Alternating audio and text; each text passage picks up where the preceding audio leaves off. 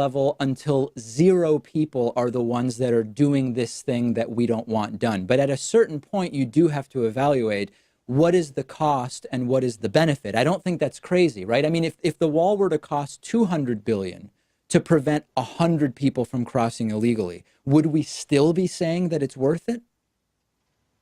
No. We wouldn't. No. Yeah. So at a certain point, we have to say, okay, well, 25 billion when there's a net outflow. What is the limit? Is the question. Well, you're giving me lots of different topics, and I want to at least drill down on any one of them. Sure. The question about the net outflows doesn't get to the fact that there are a number of people coming in that cause problems. Sure. And another damn debate. And you know what? David Pakman decided when this guy, Scott Adams, talks about the net amount of people coming in and causing problems, that's the one that you want to try to deter. And he goes like, sure. But basically he agrees. And I'm like, no, you don't agree with that because that's not right. Those people aren't coming in and causing problems. Matter of fact, there's very few immigrants coming in causing problems. I mean, now over in Britain, yeah, the immigrants there, I mean, they have protections to that actually allow them to invoke Sharia law and have things done their way. And they know how to yell and holler and cut people off and filibuster, and eventually people just give up, or they just get so enraged they don't necessarily give up as much as they give in. They still think what they think, but they just want the situation over with. So they get Sharia law easily over there, and they have niche communities that are growing, and they're spreading that stuff throughout Britain, which is why they have a problem. Here, people are coming from Southern America, all right? Keep that in mind, South America. So, we can stop calling the United States America because it's not. It's just a piece. But these people come in, and this guy, this troll, this Poe, this guy is just naturally disingenuous, because I don't believe anyone is foolhardy enough to sit there and say with, and I mean, he smiles about it a lot, you'll see, but I don't believe anyone's that dense. They can't be that dense. When you got us, the United States, all right, invading other countries, ruining other socioeconomic situations anywhere. Yeah, we're the ones that do that mess. And this guy's projecting. His privilege is definitely showing. And if you want to be like, well, you know what, he does the Dilbert comic books, I don't give a damn. I don't give a damn if this fool repainted the Statue of Liberty. He's wrong. I don't care if he came over and spit waxed my nuts. I don't give a shit. This guy and anyone like him is wrong. And you can't sit here and just say people come in, they want to just live their life, chill, be left alone. And most likely, since they are coming from Southern America, they're the ones that's working food trucks and gutter jobs that nobody else want, while everyone else there is also saying, they took my job. So, yeah, the fact that he even said that mess was appalling to me. But I'm going to keep it going. I just hate debates because debates are so stupid. They really are. I can have a conversation with someone and I can chill with ideas and just talking and shooting the gab. But when it comes to a debate, that means you're trying to get somebody to see your side. And they're trying to get you to see their side. That's not going to happen because nobody is highbrow enough to think past their own nose. And then the ones that are the ones that are seen as the ones that lost. Therefore, ego, pride, and all that tribalism crap comes in, and then it just gets worse after that. Well, let's let this guy keep going. And wouldn't it be better if they could all come in, but under a legal system where we know who it is and we make sure they're part of the process? They are coming in seeking asylum. They are trying to do it the legal way. These people from Southern America, they are coming in the legal way. They are seeking asylum. They are doing what they can, but they are met with pepper spray, tear gas, rubber bullets, police dogs, heavily armed guards, a ditch, a fence, and then that's all backed up by the spirit of we hate you because you ain't us. And that's go white people, black people, and you know what? Even Asians get sick and tired of Mexicans because they don't know shit. And I ain't talking about the Mexicans, I'm talking about everybody else. Everyone on this planet, I like Full Metal Jacket. We're all equally stupid. So that's about what it is. And this guy here talking about something, let's get a link so we can know who's coming in. You know what? It takes 30 years before someone can even become a citizen if they do it all the right way. And I mean, come on, what else do you want? You get visas to work. That's not good enough. You want to come in seeking asylum. You're running from poverty, famine, and disease. You're running from all that. You do the right thing. You do it the right way, and you're met with violence. And then the ones that do get across, they're the ones that get separated from their families, tortured, brutalized, left for dead, raped. And this guy here is just, oh, it's just a debate and all that crap. Man, this guy sick as me. He's a repugnant fuck. I fucking swear he is. Just repugnant. I can't stand him in his fucking glasses and his fucking head. I'm just keep going. That's fair. Remember, the Republican point of view is not stop people from coming in. That's not the view. The view is, can't we find a way to force them to come in legally so that the system is working for them the same way it's working for the citizens?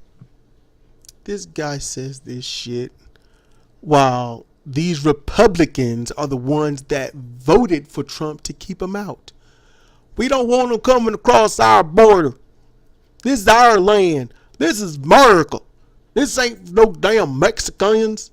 This is for us. It's for the white people. Because the white nationalists and the white supremacists and the Nazis control everything, trying to support big business and corporations so that they can make sure to gerrymander every Negro and spick and chink and whatever other fucking stupid word you want to make up just to get them out. That's the whole point.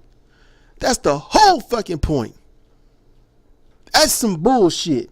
And this guy, this Scott Adams fuck, I hate the fact that he even has money. I hate the fact that he has no idea what the fuck it is to struggle, obviously. And if he has struggled in the past, he's so far removed from it, it's nothing. He has no memory. Or it's like, you know what? Not doing it now. So there you go. It's like them dumbasses out there that might be driving really bad, and then someone gets out the car and say, what is wrong with you? You can't do that. What? Drive erratically. You got to pay attention. We could have had an accident. And then the driver says, but we didn't. That's the level of stupid this guy is. I mean, these guys, that's all it is push him out, push him out, push him out. And hate and hate. How many of these, I mean, literally, anyone, honestly, Muslims, African Americans, Mexicans, Mexican Americans, Asians, Asian Americans, just to group it all together, have been annihilated in some form or another by, honestly, these white racist motherfuckers over our times. That's what's happened. And honestly, it is scary. And seeing as he's talking about this bullshit lie about trying to get them in, it might have forced them in to rape them into the country. I mean, that's really all what rape is. When something is taken from you, that's it. Stealing, that's rape. That's it. You know, they take your security, they take your item, they take something from you. And that's what's been going on as they take children, as they hire, we don't want them in here, but we'll allow them in and have them work for $2 an hour. We don't want them in. You know what? We'll hire them and then make sure that we flaunt them in front of you so you can hate them.